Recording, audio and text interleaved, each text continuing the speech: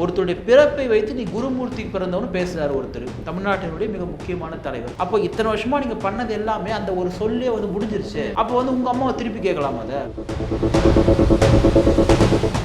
India glitz அந்த issue பார்த்துருப்பீங்க. இந்த மாதிரியான செயல்பாடுகளை பார்க்குறப்போ உங்களுக்கு என்ன தோணுது? எனக்கு என்ன தோணுதுன்னா, தமிழ்நாட்டின் அரசியல் எவ்வளோ கேவலமாக இருக்குங்கிறது தான் முதல்ல தோணுது.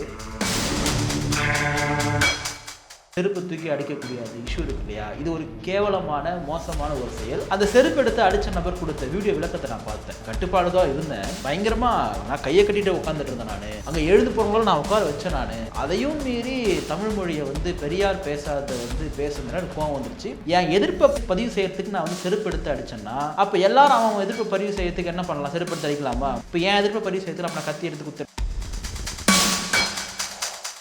ரொம்ப பட்டவர்த்தனமாக திமுக அவங்களுக்கு ஃபண்ட் பண்ணுது. இப்போ நீங்கள் இந்த பென் போன்ற அமைப்புகளும் சரி, இல்லை இந்த திமுகவை ஆதரித்து பேசக்கூடிய பல யூடியூப் சேனல்கள் வியூஸ் போதோ போலியோ மாதம் 5 லட்சம் 3 லட்சம் கொடுத்து நீ நடத்தினி.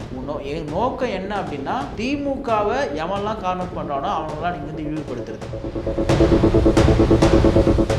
5000 ரூபாய் பணம் கொடுத்ததை முதல் ஆளா அண்ணன் திரும்ப வாழ்த்துறாரு. ஆனா அண்ணன் திரும்ப என்ன சொல்றாரு, 5000 ரூபாய் கொடுத்தது வந்து பாராட்டி பேசுறாரு. தமிழ்நாட்டில இருந்து அப்படியே வந்து இவங்க அப்படியே முத்துவேல் கருணாநிதி ஸ்டாலின் அவர்களுடைய ஆட்சியில SC/ST மக்கள்லாம் வந்து செழிப்பா இருக்கணுன்றதுக்காக அவர் ஒதுக்குற நிதி கிடையாது.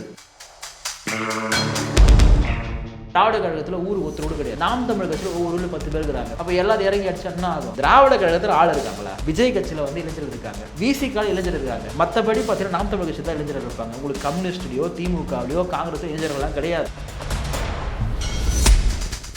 அந்த வீடியோவில் பேசுகிற சொல்கிறாரு, இந்த மாதிரி வந்து எங்களுக்கு வந்து ஒரு மனசாட்சி உறுத்துச்சு. என்னென்னா வந்து அவங்க யாருமே இல்லை, நாம் தமிழ் கட்சி ஒரு 10 பேர் தான் இருந்தாங்க. நாங்கள்லாம் வந்து VC திமுகலாம் நாட்கள் ஆட்கள் அதிகமாக இருந்தோம். பயந்திர வாரத்துக்காக இவரே போயிட்டு வந்து ஆசுவாசப்படுத்தினார். ரொம்ப ஒரு கேவலமான ஒரு செயலை செய்துட்டு அதை நியாயம் இருப்பதுலாம் தப்பு. This video is presented by BMC. Desktop and laptops for your office at wholesale price. All in one place. FT politics நேயர்களுக்கு வணக்கம். இன்னைக்கு நம்ம கூட journalist and advocate Pratap sir இருக்கார். அவர் கூட பேசுவோம். வணக்கம் சார். வணக்கம். எப்படி இருக்கீங்க? நல்லா இருக்கு சார். இந்த திராவிட கழகம் விசஸ் NTK இந்த பிரச்சனை வந்துட்டு முடியவே முடியாதா? பகை எங்கே தான் போய் ஸ்டாப் ஆகும் அப்படின்ட்டு தான் எல்லாரும் கேட்டுட்டு இருக்காங்க. இந்தியா கிளிட்ஸ் அந்த இஷ்யூ பார்த்துருப்பீங்க. இந்த மாதிரியான செயல்பாடுகளை பார்க்குறப்போ உங்களுக்கு என்ன தோணுது? நமக்கு என்ன தோணுதுன்னா, தமிழ்நாட்டின் அரசியல் எவ்வளோ கேவலமாக இருக்குன்றதான் முதல்ல தோணுது. ஏன்னா இந்த திராவிட இயக்கம் இருக்கு இல்லையா, ஆரம்பத்தில் நான் சொல்கிற திராவிட இயக்கம் என்பது அண்ணா காலத்துக்கு முன்பான திராவிட இயக்கம். அன்னைக்கு வந்து திகாலாம் யார், குறிப்பாக திமுக போன்ற கட்சிகள்லாம் யார் இருந்தாங்கன்னா, பிற்படுத்தப்பட்ட மக்கள், ஒடுக்கப்பட்ட மக்கள், இவங்கெல்லாம் இருந்தாங்க. காங்கிரஸ் கட்சியை பார்த்தீங்கன்னா அது வந்து ஒரு மேம்பட்ட சமூகம் அல்லது பண்ணையார்கள், மிராசர்கள் இப்படியர்களுக்கான கட்சி சொல்லிட்டு காங்கிரஸ் இருந்துச்சு. திமுக வந்து பார்த்தீங்கன்னா இன்னும் வந்து ஓப்பனாக சொல்ல போனால் திமுகலாம் வந்து ஒரு SC கட்சின்னு அந்த காலத்தில் சொல்லியிருக்காங்க. ஏன்னா வந்து மிக முக்கியமான ஆளுமைகள்லாம் இருந்திருக்காங்க. உங்களுக்கு தெரியுமான்னு தெரியல, சத்தியவாணி முத்து என்கின்ற ஒரு அமைச்சர், அவங்களாம் திமுகவில் கருணாநிதி அவர்களுக்கு முன்பாக சீனியராக இருந்த ஒரு நபர், சென்னையில் இருந்த ஒரு நபர் சத்தியவாணி முத்து. பின்பு அவங்க பார்த்தீங்கன்னா திரு கருணாநிதி அவர்கள் அவங்களுக்கு எதிராக பண்ண துரோகத்தில் கருணாநிதி அவர்கள் வந்து பார்த்தீங்கன்னா சத்தியவாணி முத்து அவர்களுக்கு பெரிதும் இடம் கொடுக்காம அந்த அம்மையாரை வந்து புறக்கணிக்கிறாரு. அதனால் அந்த அம்மையார் வந்து வெளியே போகிறாங்க. ஸோ இந்த இஷ்யூ நான் தொடர்ந்து பேசுகிறது நினைவு விட்டுக்குது. ஏன்றதை நான் சொல்கிறேன் உங்களுக்கு. இப்போ இந்த இஷ்யூ இருக்கு இல்லையா, நீங்கள் வந்து செருப்பு தூக்கி அடிக்கக்கூடிய அந்த இஷ்யூ இருக்கு இல்லையா, இது ஒரு கேவலமான மோசமான ஒரு செயல். அந்த செருப்பு எடுத்து அடித்த நபர் கொடுத்த வீடியோ விளக்கத்தை நான் பார்த்தேன். நான் கட்டுப்பாடு தான் இருந்தேன், பயங்கரமாக நான் கையை கட்டிட்டு உட்காந்துட்டு இருந்தேன். நான் அங்கே எழுது போகிறவங்களும் நான் உட்கார வச்சேன். நான் அதையும் மீறி தமிழ் மொழியை வந்து பெரியார் பேசாத வந்து பேசுனதுனால கோவம் வந்துருச்சு. என் எதிர்ப்பை பதிவு செய்யறதுக்கு நான் வந்து செருப்பு எடுத்து அடிச்சேன்னா, அப்போ எல்லாரும் அவன் எதிர்ப்பை பதிவு செய்யறதுக்கு என்ன பண்ணலாம்? செருப்பு எடுத்து அடிக்கலாமா? இப்போ என் எதிர்ப்பை பதிவு செய்யறதுக்கு அப்போ நான் கத்தி எடுத்து குத்திடலாம். எல்லாம் ஒன்று தானே. என்னோட எதிர்ப்பு நான் பதிவு செய்கிறேன். அப்போ அவங்கவுங்க எதிர்ப்பை வந்து பதிவு செய்தால் வந்து தமிழ்நாடு என்னவாகும்? இது முழுக்க முழுக்க திமுக அரசு அவர்களுக்கு ஆதரவாக இருக்குது. ரொம்ப பட்டவர்த்தனமாக திமுக அவங்களுக்கு ஃபண்ட் பண்ணுது. இப்போ நீங்கள் இந்த பென் போன்ற அமைப்புகளும் சரி, இல்லை இந்த திமுகவை ஆதரித்து பேசக்கூடிய பல யூடியூப் சேனல்கள் வியூஸ் போதோ போலியோ மாதம் 5 லட்சம் 3 லட்சம் கொடுத்து நீ நடத்தினி. என் நோக்கம் என்ன அப்படின்னா, திமுகவை எவன்லாம் கார்னர் பண்ணுறானோ அவங்களாம் நீங்கள் வந்து இழிவுபடுத்துறது. இப்போ நாம் தமிழ் கட்சி NDK வர்சஸ் என்ன கேட்டீங்க, NDK வர்சஸ் திமுகவா இல்லை திராவிடமா? திராவிட கழகம் தான் சார். திராவிட கழகம். நீங்கள் அதை ரொம்ப சுருக்கிட்டீங்கன்னா திமுக தான் முடிஞ்சிடும். இப்போ நாம் தமிழ் கட்சிக்கு வந்து யார் போட்டி தமிழ்நாட்டில்னா அது வந்து திமுக தான் போட்டி. ஏன்னா அவங்க தான் ஆளுங்கட்சியாக இருக்காங்க. இந்த பக்கம் விஜயும் வந்து எனக்கு திமுக போட்டின்றாரு. நீங்கள் எதிர்க்கட்சி ரீதியாக அதிமுக வந்து போட்டின்னு சொல்லுது. ஆனால் நீங்கள் சித்தாந்த ரீதியாக தமிழ்நாட்டில் பார்த்தீங்கன்னா 2 சித்தாந்தம் தான் போட்டி. ஒன்று தமிழ் தேசியமா, ஒன்று திராவிடமா. ஏன்னு கேட்டால் விஜயுமே தன்னை திராவிட கட்சி தான் அறிவிச்சிட்டாரு. அதிமுக திராவிட கட்சி, திமுக திராவிட கட்சி. கம்யூனிஸ்ட் விசிகாலாம் வேற வேற கொள்கைகள் இருந்தாலுமே கூட அவங்க இன்னைக்கு திமுகவுக்கு முட்டு கொடுக்குறாங்க. ஏன்னா இந்த வார்த்தையை ரொம்ப நான் பயன்படுத்துகிறேன், முட்டு தான் கொடுக்குறாங்க.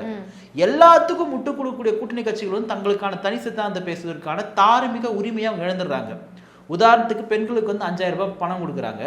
5000 ரூபாய் பணம் கொடுத்ததை முதல் ஆளாக அண்ணன் திருமா வாழ்த்துறாரு. இப்போ நான்லாம் அண்ணன் திருமாவை பெரிதும் மதிக்கக்கூடிய ஒரு நபர். அண்ணன் திருமா முதலமைச்சராகனு சொல்லிட்டு ஆசைப்படக்கூடிய நபர். நான் வெளிப்படையாக சொல்றது எனக்கு எந்த தயக்கமும் கிடையாது. ஆனால் அண்ணன் திருமா என்ன சொல்றாரு, 5000 ரூபாய் கொடுத்தது வந்து பாராட்டி பேசுறாரு. அந்த 5000 ரூபாய் பணம் எங்கிருந்து எடுத்து கொடுக்கப்பட்டிருக்குன்னா பெரும்பான்மையாக SC ST மக்களுக்கு ஒதுக்கப்படுகிற நிதி. அந்த நிதி ஒன்றும் தமிழ்நாட்டு நிதி கிடையாது. தமிழ்நாட்டிலேருந்து அப்படியே வந்து இவங்க அப்படியே முத்துவேல் கருணாநிதி ஸ்டாலின் அவர்களுடைய ஆட்சியில் SC ST மக்கள்லாம் வந்து செழிப்பாக இருக்கணுன்றதுக்காக அவர் ஒதுக்குற நிதி கிடையாது. ஒன்றிய அரசு கொடுக்கக்கூடிய ஒரு நிதி. ஒவ்வொரு வருஷமும் நாட் ஒன்லி திமுக அதிமுக இருந்தாலுமே சரி, இவங்க இந்த நிதியை முழுமையாக பயன்படுத்துறது கிடையாது. SC ST மக்களுக்கு ஒதுக்கப்பட்ட நிதியை கல்வி கடனாகவோ வேலைவாய்ப்பு கடனாகவோ எதுக்குமே பயன்படுத்த கிடையாது. முடிஞ்ச அளவுக்கு எதனா ஒன்று, உதாரணத்துக்கு சமத்துவபுரம் இருக்கு இல்லையா, திரு கருணாநிதி கட்டின சமத்துவபுரம் அப்படியே இன்னைக்கும் பல தலித் இன்டெலெக்சுவல் பார்த்தீங்கன்னா ஸ்லாகிப்பாங்க. எவ்வளோ பெரிய முக்கியமான விஷயம் தெரியுமா சமத்துவபுரம், வாழ்த்துக்கள் தான். ஆனால் நிதி வந்து SC ST மக்களுக்காக இந்த இருக்கப்பட்ட நிதி என்று இன்றைக்கும் சொல்லப்படுகின்றது. இப்படி இந்த தமிழ்நாடு அரசு கொடுக்கக்கூடிய லேப்டாப் முதற்கொண்டு எல்லா விஷயங்களுக்கான நிதி எங்கேருந்து எடுக்கப்படுதுன்னா அது பெரும்பான்மையாக SC ST மக்களுக்கு ஒதுக்கப்பட்ட நிதியிலிருந்து தான் எடுக்கப்படுது. இப்போ நாம் தமிழர் கட்சி வந்து பேசுகிற கருத்து உங்களுக்கு பிடிக்கலையா, என்ன பண்ணணும், அதிகபட்சமாக என்ன பண்ண முடியும் ஜனநாயக நாட்டில், நீங்கள் அவங்க மேலே வழக்கு தொடுக்கணும். அது மட்டுமே தான் உங்களுக்கு ஒரு டெஃபமேஷன், அதுதான் உங்களுக்கான இருக்கக்கூடிய அதிகபட்ச ஒரு உரிமை. அதை விட்டுட்டு அடிப்பான் அப்படின்னா நான் ஒரு பேச்சு சொல்கிறேன், எனக்கு நல்லா தெரியும். திராவிட கழகத்தில் ஊர் ஒருத்தரோடு கிடையாது. நாம் தமிழ் கட்சியில் ஒவ்வொரு ஊரில் 10 பேர் இருக்கிறாங்க. அப்போ எல்லாரும் இறங்கி அடிச்சா என்ன ஆகும்? நான் வந்து வன்முறையாக பேசலை, நான் சொல்கிறேன். திராவிட கழகத்தில் ஆள் இருக்காங்களா? விஜய் கட்சியில் வந்து இளைஞர்கள் இருக்காங்க, விசிகால இளைஞர்கள் இருக்காங்க. மற்றபடி பார்த்தீங்கன்னா நாம் தமிழ் கட்சி தான் இளைஞர்கள் இருப்பாங்க. உங்களுக்கு கம்யூனிஸ்ட்லையோ திமுகவிலையோ காங்கிரஸோ இளைஞர்கள்லாம் கிடையாது. அதெல்லாம் வயசானவங்க யாருனா இருப்பாங்க, இல்லை வசதி படித்தவங்க யாருனா இருப்பாங்க. தவிர சரி நீ செருப்பு எடுத்து அடிச்சுட்ட, திருப்பி அடிக்கிறதுக்கு எவ்வளோ நேரம் ஆகும்? அங்கே அந்த வீடியோவில் பேசுகிறது சொல்கிறாரு, இந்த மாதிரி வந்து எங்களுக்கு வந்து ஒரு மனசாட்சி உறுத்துச்சு. என்னென்னா வந்து அவங்க யாருமே இல்லை, நாம் தமிழ் கட்சி ஒரு 10 பேர் தான் இருந்தாங்க. நாங்கள்லாம் வந்து விசிகா திமுகலாம் ஆட்கள் அதிகமாக இருந்தோம். சரி அவர் பயந்துருவார், யார் ஸ்ரீதர் அண்ணன் வந்து பயந்துருவார்ன்றதுக்காக இவரே போயிட்டு வந்து ஆசுவாசப்படுத்தினாராம். ரொம்ப ஒரு கேவலமான ஒரு செயலை செய்துட்டு அதை நியாயம் இருப்பதுலாம் தப்பு. நான் பண்ணது தப்பு தான் சொல்லிட்டு ஒத்துக்கிறதுல வந்து என்ன தயக்கம் இருக்குன்னு தெரியல. திட்டமிட்டு அண்ணன் சீமான் அவர்களை மிக மோசமான முறையில் இழிவாக பேசக்கூடியவர்களெல்லாம் இந்த சமுதாயத்தை சார்ந்தவர்கள் முற்போக்காளர்கள் என்று சொல்கிறாங்க. எப்படி அது முற்போக்கில் வரும்? ஒருத்தருடைய பிறப்பை வைத்து நீ குருமூர்த்தி பிறந்தவனு பேசுகிறார் ஒருத்தர், தமிழ்நாட்டினுடைய மிக முக்கியமான தலைவர். அப்போ இத்தனை வருஷமா நீங்கள் பண்ணது எல்லாமே அந்த ஒரு சொல்லே வந்து முடிஞ்சிருச்சு. அப்போ வந்து உங்கள் அம்மாவை திருப்பி கேட்கலாமா? அது யாரை சொல்கிறாரு? குருமூர்த்திக்கு பிறந்தவனா நீ யாரை சொல்கிற? நீ இது ஒரு தலைவர் பேசுகிற பேச்சா? 24/7 அண்ணன் சீமானை எதிர்ப்பது மட்டுமே வந்து வேலையாக வச்சுருக்காங்க. அப்பப்போ திரு விஜயுமே எதிர்க்கிறாங்க. இங்கே ஏன் அண்ணன் சீமானையும் நாம் தமிழ் கட்சியும் எதிர்க்கிறாங்க அப்படின்னா, நாம் தமிழ் கட்சியின் வளர்ச்சி என்பது அது இவங்க இத்தனை ஆண்டு காலமாக போற்றி பாதுகாக்கின்ற அந்த பெரியாரியம் திராவிடம் இதற்கெல்லாம் மிகப்பெரிய ஒரு தடையாக இருக்குது. ஏன்னா இன்னைக்கு தமிழ்நாட்டில் பெரியாருன்னு ஓட்டு போகிறதுக்கு யாரும் கிடையாது. காந்திக்கு வேணால் ஓட்டு போடுவாங்க, காந்தி தாத்தாவுடைய ஃபோட்டோ போட்டு ரூபாய் நோட்டு இருக்குல்லையே அதுக்கு வேணால் ஓட்டு போடுவாங்க. தவிர பெரியாருக்காகலாம் ஒருத்தர் ஓட்டு போடுறது கிடையாது. பெரியார் தமிழ்நாட்டு மக்களுக்காக தமிழர்களுக்காக பெண்களுக்காக பேசியிருக்காரா? ஆமாம் பேசியிருக்காரு தான், மாற்றிருக்கிறது கிடையாது. ஆனால் பெரியார் மட்டும்தான் பேசினார் என்று சொன்னால் அப்போ மீதி பேர்லாம் என்ன பண்ணாங்க? தமிழ்நாட்டில் இன்னைக்கு நான் இருக்கிறேன், இப்போ என்னை சார்ந்த சகோதரிகள் இருக்காங்க, இப்போ நான் ஒரு விளிம்புநிலை சமூகத்திலிருந்து வந்திருக்கேன்னா எனக்கான கல்வியில் வேலைவாய்ப்பு உறுதி செய்து கொடுத்தவர் புரட்சியாளர் அம்பேத்கர். இதில் பெரியாருக்கு வந்து வேலையே கிடையாது. அப்போது எல்லா தலைவர்களுமே தங்களால் முடிந்தவற்றை செஞ்சுருக்காங்க. ஒவ்வொரு பகுதியிலுமே இங்கே நடக்கக்கூடிய சாதிய பிரச்சனைகளுக்காக மத பிரச்சனைகளுக்காக ஒவ்வொருத்தரும் வந்து களமாடி இருக்காங்க. இப்போ நம்ம இருக்கக்கூடியது தமிழ்நாட்டிலேருந்து வட தமிழ்நாடு. இங்கே வட தமிழ்நாட்டில் வந்து புரட்சி பாரதம்னு ஒரு கட்சி இருந்துச்சு. புரட்சி பாரத கட்சி இன்னைக்கு இருக்கான ஜெகன்மூர்த்தி வந்து எம்எல்ஏவாக இருக்காரு. அதனுடைய தலைவர் இருக்கக்கூடிய அண்ணன் பூவை மூர்த்தியார் அவர்கள் பார்த்தீங்கன்னா பெரிய ஒரு ரெவல்யூஷன் பண்ணார். அப்போ ஒடுக்கப்பட்ட மக்களுக்கான தலைவர் அண்ணன் பூவை மூர்த்தியார் மட்டும்தான் சொன்னால் திருமணம் ஒத்துப்பாரா? ஒத்துக்க மாட்டார். ஏன்னா பல்வேறு காலகட்டங்களில் பல நபர்கள் தங்கள் பகுதியில் முடிந்த மாற்றம் செஞ்சுருக்காங்க. பெரியார் ஒரு படிக்காதவர். தாத்தா ரெட்டைமலை சீனிவாசன் படித்து கோட்டு சுட்டு போட்டு புரட்சியாளர் அம்பேத்கர் கூட போயிட்டு வட்டமேசை மாநாட்டில் இங்கே கூடிய ஒடுக்கப்பட்ட மக்கள் உரிமைகளுக்காக பேசினவர். அப்போ தற்கூரி பெரியார் என்று சொன்னால் கோவப்படுவாங்களா? இல்லை நியாயப்படுத்த முடியுமா? ஏன்னா நீங்கள் படிக்கல, நீங்கள் ரெட்டைமலை சீனிவாசன் படிச்சிருந்தாரு, அவர் உங்களை விட மிடுக்கான வந்து கோட்டசூர் படித்திருந்தாரு, அதனால் வந்து நீங்கள் அவர் கீழான சொல்லிட்டு நம்ம பேச முடியுமா? நம்ம பேசல, அப்படி பேசவும் விரும்பலை. புரியுதுங்களா? ஏன்னா பெரியார் அன்றைக்கு அவர் வந்து உயர் சமூகம். இவங்க சொல்கிற மாதிரி வந்து எனக்கு என்ன ஒரு கோபம் அப்படின்னா, பெரியார் வந்து ஏதோ ஒடுக்கப்பட்ட சமூகத்திலிருந்து அப்படியே மிகவும் கஷ்டப்பட்டு அப்படியே வறுமையை சுவைச்சு ஏழ்மையில் படித்து அப்படிலாம் ஒன்றும் வரல. அவங்க அப்பாவே நகராட்சி மன்ற தலைவராகவோ அந்த மண்டிக்கு தலைவராகவோ இருந்தக்கூடியவங்க. நம்ம ஊர்லாம் சொல்லுவாங்க, அந்த படத்தெல்லாம் பார்த்துருக்கீங்களா நீங்கள்? ஜமீன்தார். நீங்கள் உதாரணத்துக்கு ரஜினிகாந்த் அவர்களுடைய படத்தில் ஒன்று பார்த்தீங்கன்னா, இதெல்லாம் திறந்துட்டு முத்துன்னு நினைக்கிறேன், முத்து படத்தில் வந்து திறந்துட்டு போவார், மேலேருந்து கை காட்டுவார், கீழே 10 பேர் இருப்பாங்க. அந்த மாதிரி சூழலில் இருந்தவர் தான் அவர். அவர் ஒன்றும் கஷ்டப்பட்டவர்லாம் கிடையாது. ஒவ்வொரு ரயில்வே ஸ்டேஷன் பக்கத்துலையும் அவங்க வீடு இருக்கும். ஏன்னா அவங்களோட அரண்மனைகள் வீடுகள் சொல்லி வச்சுருந்தாங்க. அவ்வளோ வசதிப்படுத்த ஒரு நபர் சொன்னால் எல்லோரும் கேட்பாங்க. அப்போது ஒரு வசதிப்படுத்த அதிகாரத்திலிருந்து நீங்கள் பேசுகிறதுக்கும் ஏழ்மையிலிருந்து ஒருத்தர் வறுமையிலிருந்து சமுதாயத்திலிருந்து ஒடுக்கப்பட்டு ஒருத்தர் எழுந்து போகிறதுக்கும் வித்தியாசம் இருக்குது. எனக்கு முதல்ல இந்த பெரியார் அம்பேத்கர் ஒன்றும் சொல்லக்கூடிய கருத்து உடன்பாடு கிடையாது. அப்படிலாம் ஒன்றுலாம் கிடையாது. அவர் மெத்த படித்த உலகின் ஆகச்சிறந்த மிக முக்கியமான ஒரே அறிவாளி இவர். நம்ம வந்து அப்படி பார்த்தா ஸ்கூலே முடியல. அப்புறம் குறை கண்டுபிடிக்கத்தானே எல்லாத்துலேயுமே குறை கண்டுபிடிக்கலாம். உங்களுக்கு எழுத தெரியல, உங்களுக்கு பேச தெரியலன்னு குறை கண்டுபிடிக்கலாம். பெரியார் பண்ண மாற்றங்களுக்காக நம்ம ஒரு ஓகேன்னு சொல்கிறோம், நீங்கள் பண்ணிருக்கீங்கன்னு சொல்கிறோம். ஆனால் அதுக்காக எல்லாத்துக்குமே பெரியார்னு வந்து சொல்கிறதெல்லாம் வந்து ஏற்றுக்க முடியாது. இப்போ நாம் தமிழ் கட்சியை வந்து ஏன் தாக்குறாங்க, ஏன் வந்து அண்ணன் சீமானை வந்து இழிவாக பேசுகிறாங்கன்னா, சீமானனை இழிவாக பேசினால் அதை பார்ப்பதுக்கு ஒரு கூட்டம் இருக்குது. அதாவது ஆதரிக்கக்கூடிய அண்ணன் சீமானையும் நாம் தமிழ் கட்சியும் ஆதரிக்கக்கூடியவங்களும் இந்த எதிர்த்து பேசுகிறாங்க இல்லையா, சில பேர் ரொம்ப எதிர்த்து பேசுகிறவங்க கூட சொல்ல முடியாது, மிக மோசமான இழிவான வார்த்தையில் பேசுகிறாங்க இல்லையா, அந்த நபர்கள் வந்து பேச போய் பார்ப்பாங்க. ரெண்டாவது இந்த ஆப்போசிஷனும் வந்து பேசுவாங்க. இப்போ கடைசியில் சுற்றி சுற்றி எங்கே வந்துடுவாங்க, வன்னியரசனா அதே மேடையில் சொல்கிறாரு, பெண்களை பற்றி பேசுவதற்கும் பெண்களோட உரிமைகள் பற்றி பேசுவதற்கும் நாம் தமிழ் கட்சிக்கோ சீமானுக்கோ உரிமை இல்லைன்னு சொல்கிறாரு, அதுக்கான தகுதி இல்லைன்னு சொல்கிறாரு. அப்படி பார்த்தா அதே கேள்வியை நான் தவிர்க்கணும்னு நினைக்கிறேன், எல்லார் மேலே வைக்கலாம். இங்கே பெண்கள் விஷயத்தில் குறை சொல்லப்படாத ஒரு தலைவர் கிடையாது.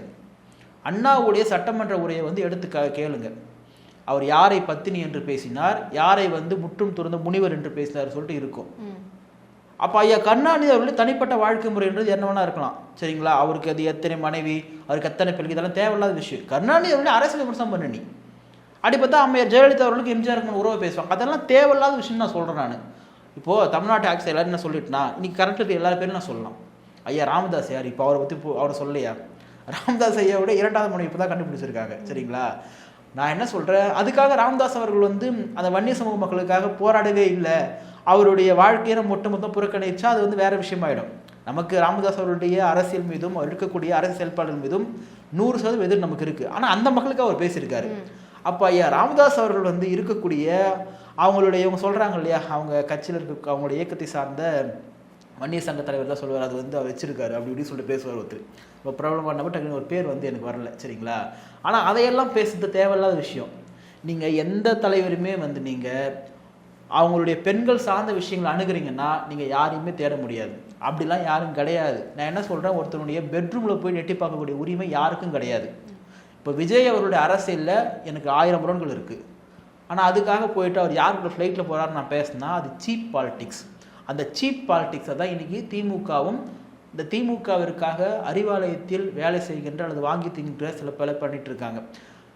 யூடியூப்பில் இந்த திமுகவை ஆதரித்து பேசுகிறாங்க நாம் தமிழ்ச்சிக்கு எதிராக, அந்த வீடியோவெல்லாம் வந்து அவங்க வீட்டில் வரவங்க பார்ப்பாங்க. நான் ரொம்ப நாள் யோசிச்சிருக்கேன். நான் அவங்க பேசுகிற சொல்லாடலை வந்து இப்போ ஒரு வீடியோ பேசுகிறேன்னா என் மனைவி கிட்ட போயிட்டு என் மனைவி கிட்ட பாரு நான் பேசிக்கிறேன்னா, நான் பேசுறத என் மனைவி வந்து கேட்குதுன்னா காது கூசாமல் என் பொண்ணு பார்க்குதுன்னா அது வந்து நம்ம அப்பா நல்லா பேசியிருக்காரு அப்படின்னு சொல்லிட்டு பார்க்கணும். அது அவங்க வீட்டில் ரொம்ப பார்ப்பாங்களா எனக்கு தெரியல, எப்படி பார்ப்பாங்கன்னு தெரியல. இல்லை அப்படி தான் அவங்க வீட்டில் ரொம்ப பேசிப்பாங்களான்னு தெரியல எனக்கு. இப்போ சாதாரணமாக வீட்டில் எப்படி பேசிப்போம், ஒருத்தருக்கு ஒரு மொழியாடல் இருக்கும், ஒவ்வொருத்தரும் ஒரு மாதிரி பேசுவாங்க. இப்போ இவங்க வீடியோவில் பேசுகிறாங்களே, இந்த மாதிரி பேச முடியுமா? ஆனால் நாம் தமிழ் கட்சி சார்ந்த யாராவது ஒருத்தவங்க, இப்போ சாட்டை துரைமுருகன் முதற்கொண்டு இடும்பவன கார்த்தி முதற்கொண்டு விஜய் அவர்களை ரொம்ப கடுமையாக விமர்சனம் பண்ணுவாங்க. ரொம்ப கடுமையாக விமர்சனம் பண்ணுவாங்க. ஆனால் ஒரு நாளும் பெண்கள் சார்ந்த விஷயங்களை அவங்க முன் வச்சது கிடையாது. ஆனால் இவங்க தொடர்ந்து தொடர்ந்து தொடர்ந்து தொடர்ந்து தொடர்ந்து மாமா பையன் அந்த பையன் இது அது சொல்லிட்டு தொடர்ந்து அந்த பெண்கள் ஆபாசம் இது 2 மட்டும்தான் கையாளுறாங்க. இந்த பழக்கம் எங்கேருந்து தொடங்கச்சு நடக்குது இல்லையா, விதை யார் போட்டதுன்னு இருக்கு இல்லையா. கருணாநிதி அவர்களை குறித்து, அண்ணா அவர்களை குறித்து, பெரியார் அவர்களை பேசியதை நீங்கள் படித்தீர்கள் என்று சொன்னால் பெரியார் தான் பெண்களின் காவலர் என்று நம்ம எப்படி சொல்ல முடியும் தெரியல. கடுமையான வார்த்தை மோதல், கடுமையான வார்த்தை முதல்ன்றதோடு இன்னைக்கு அதெல்லாம் பேசினா நம்ம யூடியூப்ல நீங்களே பீப் போடுங்க. நான் பேசுவேன், நீங்கள் பீப் போடுங்க சரிங்களா? அதனால் பேசவும் கூடாது.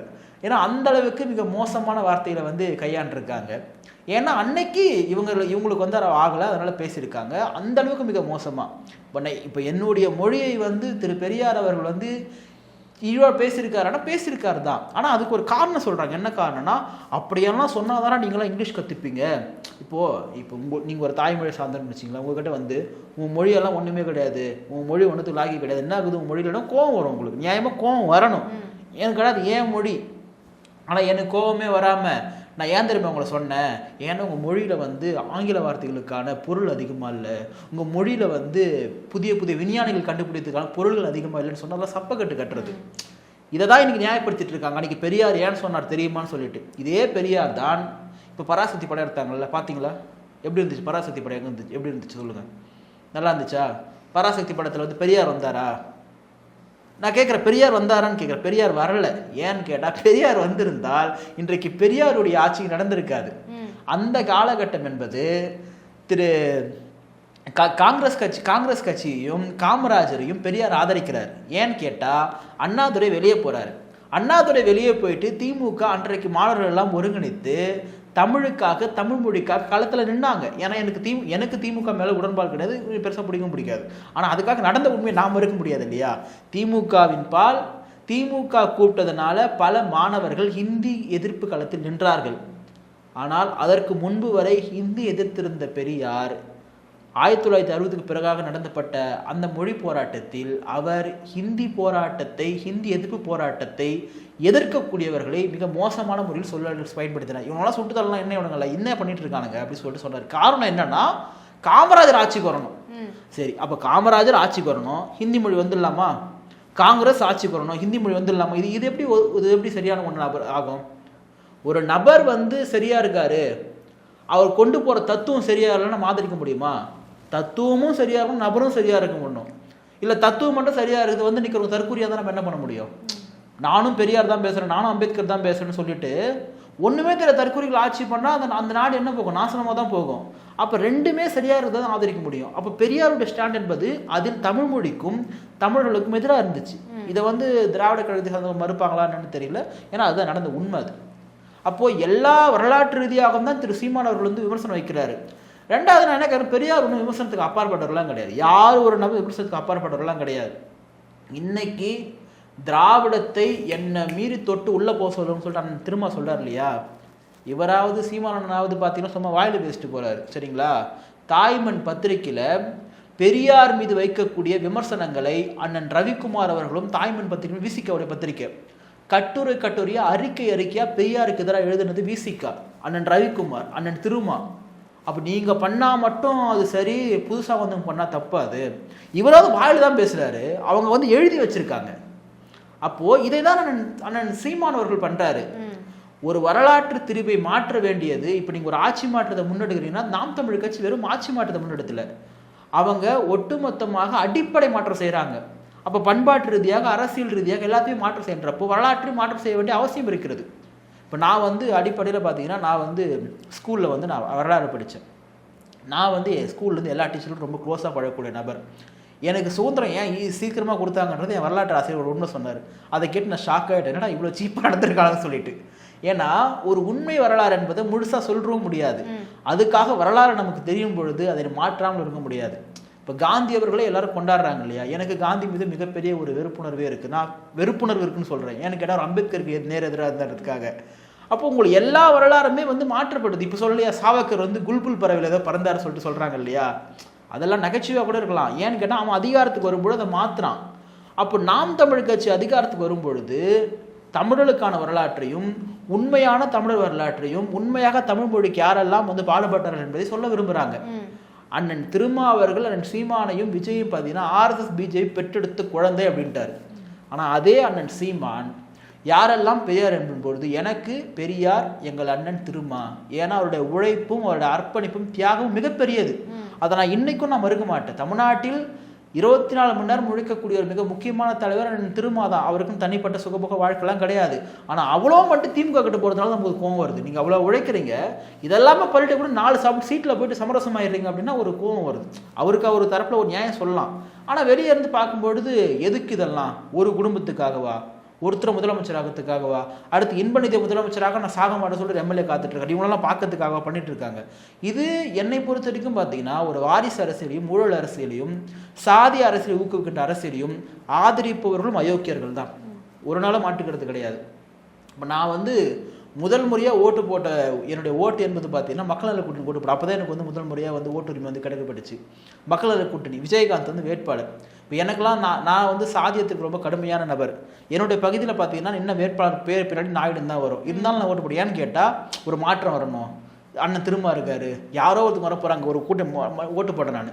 ஆனால் அதன் பிறகாக நான் ஒரு நாளும் திராவிட கட்சியில் ஓட்டு போட்டதே கிடையாது. ஏன்னு கேட்டால் என்னுடைய மனசாட்சிப்படி நான் ஓட்டு போகிற கேண்டிடேட் என்பவர் அவர் ஒரு சரியான நபராக இருக்கணும். இப்போ நான் ஓட்டு போட்டால் தான் முதலமைச்சர் வர போகிறேன்னு கிடையாது. ஆனால் என்னுடைய மனசாட்சி எனக்கு உறுத்தும். நான் போடக்கூடிய ஒரு ஓட்டு என்பது எனக்கே எப்படி உறுத்துதுன்னா, அண்ணன் சிறுமாசனா இத்தனை பேர் ஓட்டு போடுறாங்க இல்லையா, கம்யூனிஸ்ட் கட்சியில் குறைந்தபட்சம் பேர் இருக்காங்க இல்லையா.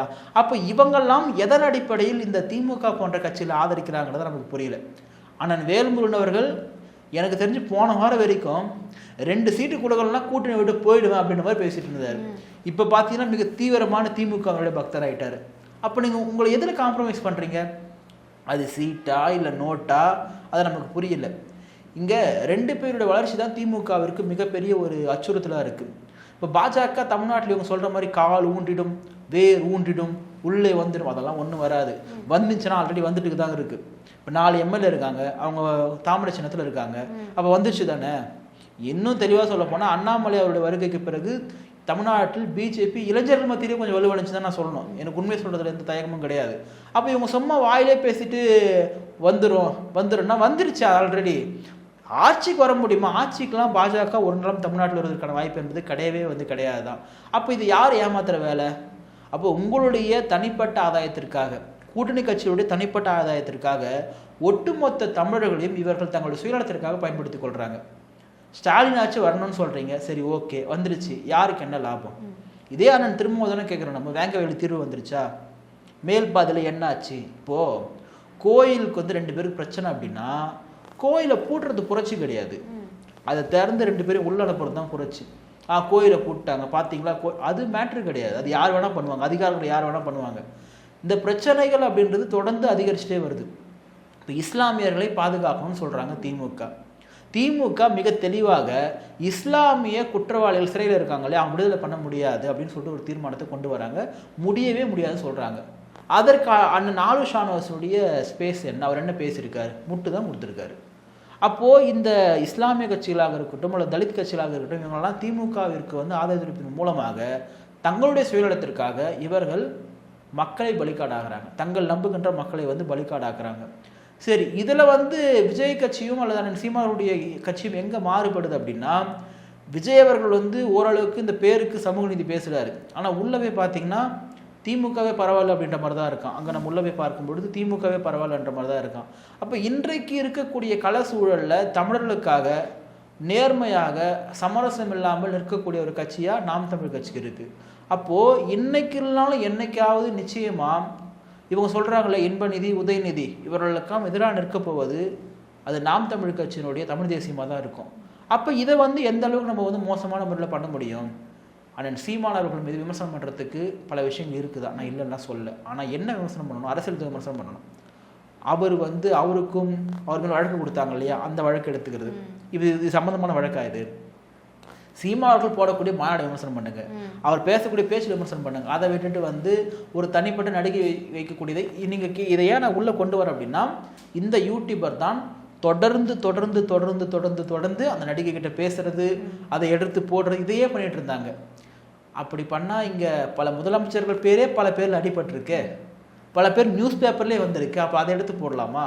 எத்தனையோ ஊடகங்கள் செய்திகள் இருக்கு. இது ரொம்ப அருவருப்பான ஒரு பாலிடிக்ஸ். நீங்கள் ஒரு ஆணை ஒரு மோசமான மனிதன்னு சொல்லி சித்தரிக்கணும் அப்படின்னா ஒரு பெண்ணோடு தொடர்புபடுத்தி பேசிட்டீங்கன்னா முடிஞ்சு போச்சு. அதே தான் பெண்களுக்கும் இந்த ஆயுதத்தை கையில் எடுப்பாங்க. அது அரசியல் இன்னைக்கு ரொம்ப கடுமையாக எடுத்துகிட்டு இருக்காங்க. பார்ப்போம். சரி, 2026 தேர்தல் எப்படி அமையுதுன்றதை பார்ப்போம். நிறைய தகவல் சொல்லியிருக்கீங்க, ரொம்ப நன்றி. நன்றி.